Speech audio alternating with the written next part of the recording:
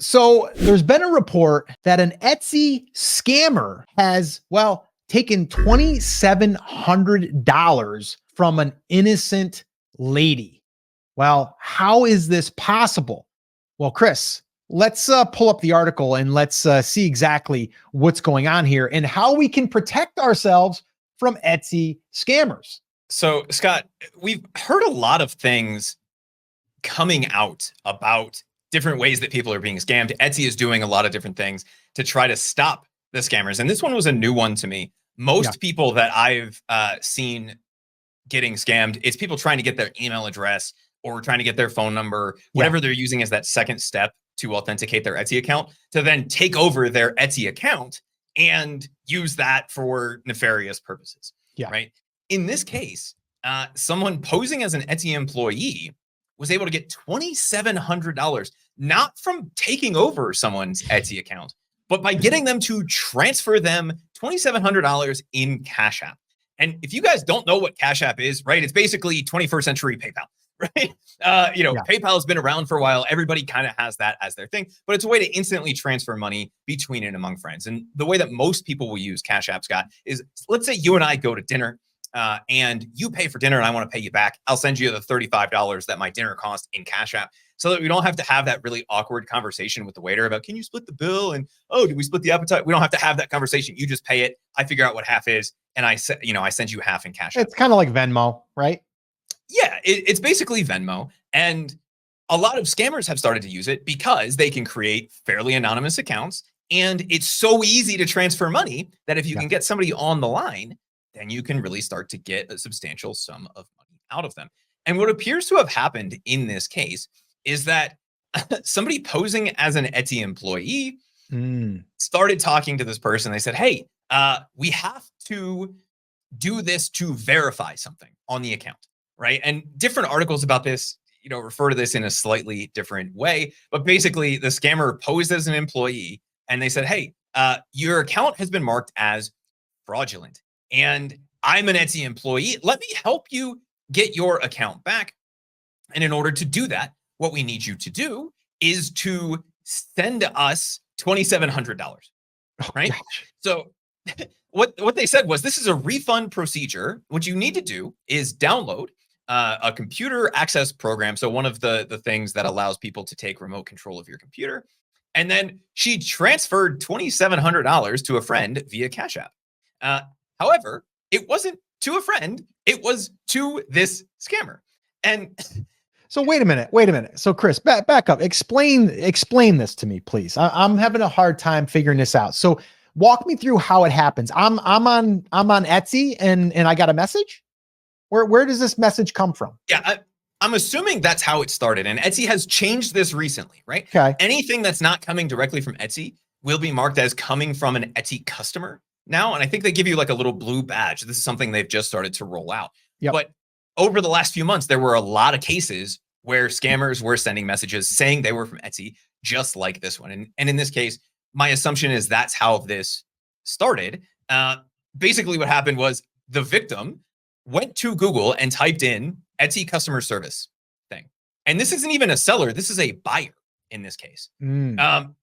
She ordered something on Etsy and tried to contact customer service. So for sellers, which is where we typically hear these scams happening, they'll send you a message. In this case, somebody had somehow gotten their fake Etsy support phone number to the top of a Google search result.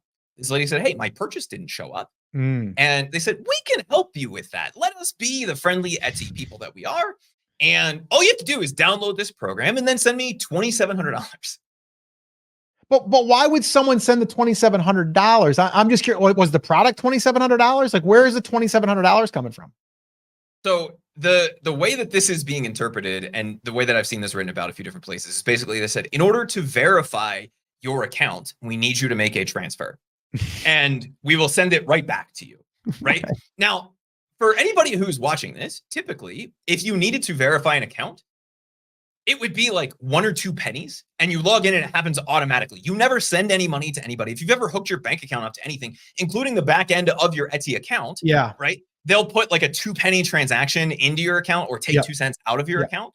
And then 3 or 4 days later, after they verified it, it comes back. How they got to $2,700, I'm not quite sure, but this is something that's very common with these types of scams. So in this case, wasn't a seller, was a buyer. So we don't have like the buyer seller messenger thing going on, but it is something that even sellers would want to watch out for, because if this is happening on the buyer side, the chance that they're going to try to replicate this on the seller side and go to Google and rank something that is Etsy seller support phone number, you better be very careful with who you're calling, right? Because this is something that's going to happen. And if you don't know any better, it is very easy, if you are even mildly trusting of anyone, for this to happen. And so if anybody ever asks you to install software on your computer to verify something, if they ask you to send them something outside of the ecosystem where this is happening, whether you're a buyer or a seller, treat it as a scam, ignore it completely. If you are trying to do something with Etsy, Etsy will not ask you to verify your account details. Why? Because they know what your email address is. You're logged into the account. They will not ask you to transfer them money. They will not ask you to do any of these things as a buyer or a seller. And I have gotten refunds from lots of different purchases over the years, Scott. I have never had to verify an account for somebody to get a refund. They already have my card number on file, or my PayPal account, or however I paid. If they were going to issue me a refund, all they would have to do is send it back to that payment method. Now, there may be a weird edge case, Scott, where my credit card has expired and I don't get a new one or something like that, and then we have to do something. But guess what they're going to do? They're still not going to ask me to transfer them money, because they owe me money. I don't owe them money, right? What they're going to do is send me a physical check or something like that in that case. And so basically what we have here is just a variation of a common scam. We see it a lot with tech support on the Microsoft side, like Microsoft tech support, Apple tech support, and they try to hook somebody who doesn't know any better. They don't know what the customer service process is like with the manufacturer or with the website, and then they're able to take advantage of somebody who is trusting. And Etsy put out, a statement, and they said, hey, we've been doing a lot of stuff to try to counter this. In this particular case, there's not a lot that Etsy can do to protect the buyer. But if we're seeing this on the buyer side, we want to make sellers aware of this as well, because we do know there is substantial search volume for Etsy seller support phone number and all of the variations of that.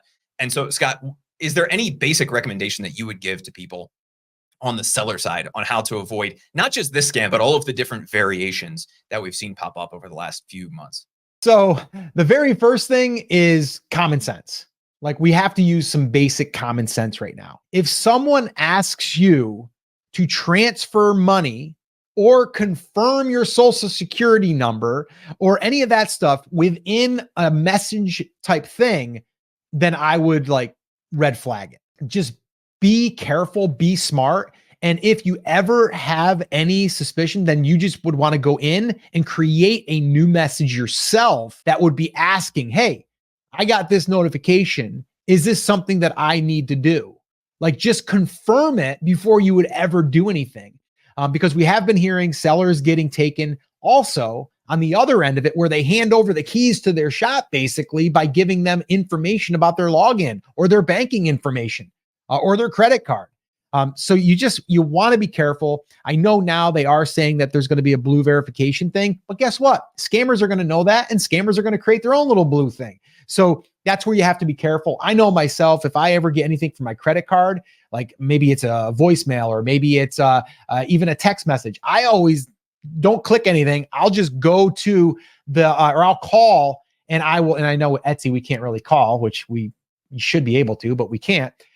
But I usually call the company and I'm like, hey, I got this text, is this accurate? Or someone phishing? So that's just, to me, common sense. $2,700. If I'm sending $2,700, I'm double, triple checking to make sure, what the heck am I doing here? $2,700. Who comes up with that number? So just be careful about what you are, what you're sending people. And as far as money goes, you should never have to transfer money in order to verify anything. And if you do, it's going to be like a penny or 5 cents, yes. Right? And it will happen automatically. You should never have to send money to somebody, especially if they owe you money, right? This is the opposite of me trying to buy something. Right. You're supposed to give me a refund. You don't need to verify anything. If you were legitimate, you'd have my credit card on file. Right. All of those kinds of things. So apply a little bit of common sense, but keep in mind that these things do happen. And as sellers, just think about the information Etsy already has on hand. Yeah. If you have an actual problem, it's going to show up in your dashboard, not just in the email version of your messages. And when in doubt, what I have noticed, Scott, is the mobile app, not the place to go. Etsy's website, log into the seller side of that, and you'll get a much clearer picture of what's going on. They have the from Etsy inbox. They're now marking things as, basically any account that's not an official account, whether it's a buyer or a seller, should be coming through with those like blue notifications now. Yeah. Again, how long that will be effective for, no one knows. But if we apply a little bit of common sense here, we can start to avoid these. So if Etsy sends you an email asking for your email to verify it, well, they just emailed you, right? Like they have those things. They shouldn't need your phone number for anything unless they're calling you back for a ticket that you created, right? They're not going to need any of those pieces of information because they already have it on file. And if anybody ever asks you to verify anything outside of the platform, run for the hills, right? Etsy's going to do everything they can to verify those things inside of the platform.